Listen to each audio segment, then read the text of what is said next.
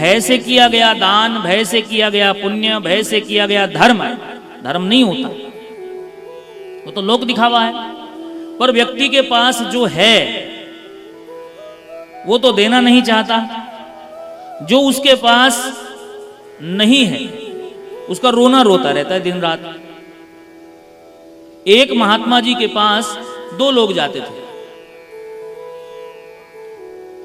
एक बड़ा धनवान था, बहुत धन था, खूब, कोई कमी नहीं, पर उसका शरीर बड़ा रोगी था, शरीर स्वस्थ नहीं था, बीमार था।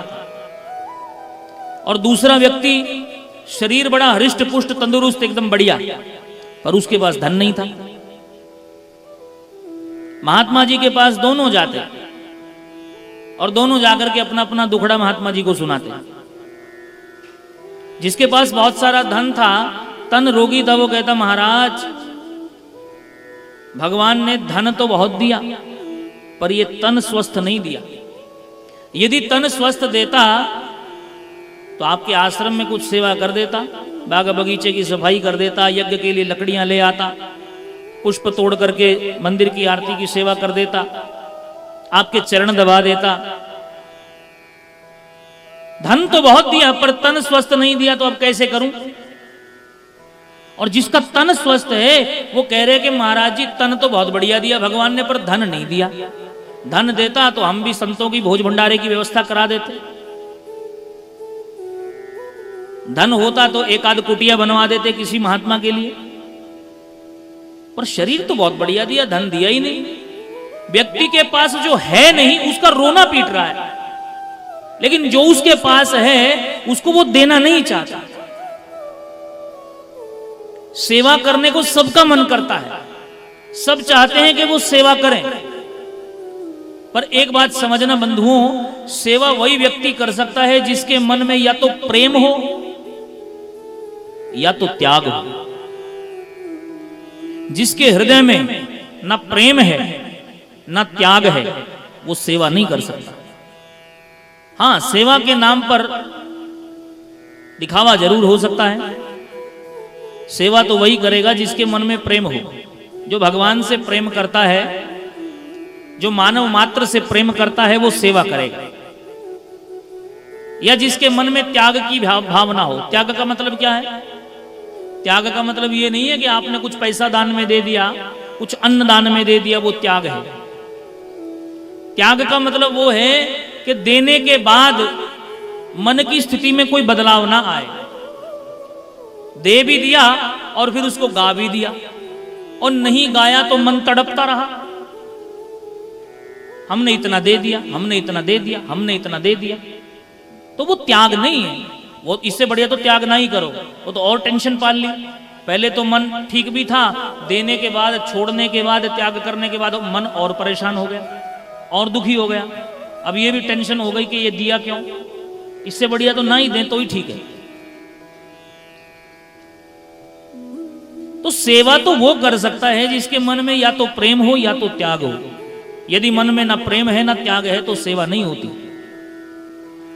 हाँ, सेवा करने के बड़े भाव हैं भाई। एक जगह ठाकुर जी का मंदिर बन रहा है, एक महात्मा जी पहुंचे, मजदूर लोग पत्थर तोड़ रहे थे, एक मजदूर के पास गए, अरे भैया क्या कर रहे हो? क्या महाराज मेरी किस्मत फूट गई है, पत्थर तोड़ रहा हूं, दिखता नहीं है तुमको? महात्मा जी बोले नाराज काहे होते हो भाई? बोले तो क्या करूं, मेरे कर्म फूटे हैं तो पत्थर तोड़ने पड़ रहे हैं। महात्मा जी आगे बढ़े, दूसरे मजदूर के पास गए, वो भी पत्थर तोड़ रहा था। बोले भैया क्या कर रहे हो? बोले करना क्या महाराज, पेट भरने की विद्या है, पत्थर तोड़ रहा हूं। पत्थर तोड़ूंगा, पैसा मिलेगा, परिवार का पोषण करना पड़ेगा। अब जो गले में ढोल है परिवार का वो तो बजाना पड़ेगा, वो तो पालना पड़ेगा। महात्मा जी बोले ठीक है। तीसरे मजदूर के पास गए, प्रश्न वही, अरे भैया क्या कर रहे हो? बोले आइए महाराज। कर रहे क्या है? भगवान की सेवा कर रहे हैं। भगवान का मंदिर बन रहा है, ठाकुर जी का मंदिर बन रहा है, हम मंदिर में सेवा दे रहे हैं।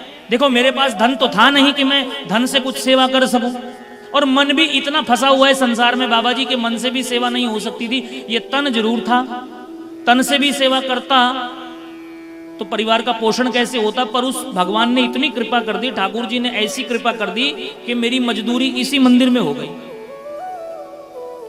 अब यहां जो मैं काम कर रहा हूं उससे मुझे पैसा भी मिलता है, मेरे परिवार का पोषण भी हो रहा है और सेवा भी हो रही है। 8 घंटे की मेरी ड्यूटी है, पत्थर तोड़ने की मजदूरी है, 2 घंटे में ज्यादा सेवा में लगाता हूं। सेवा करने के लिए बंधुओं मन का भाव चाहिए, प्रेम चाहिए या त्याग चाहिए।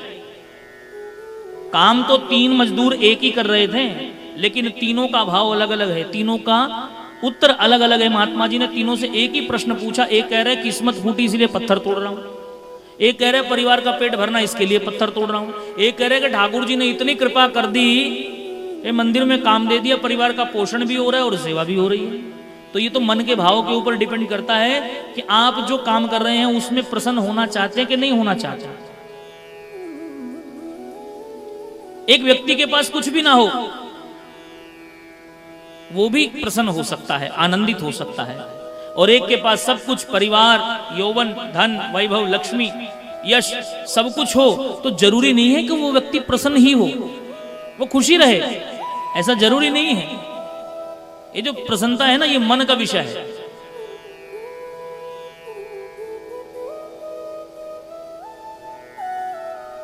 तो प्रसन्न होना सीखिए, खुश होना सीखिए।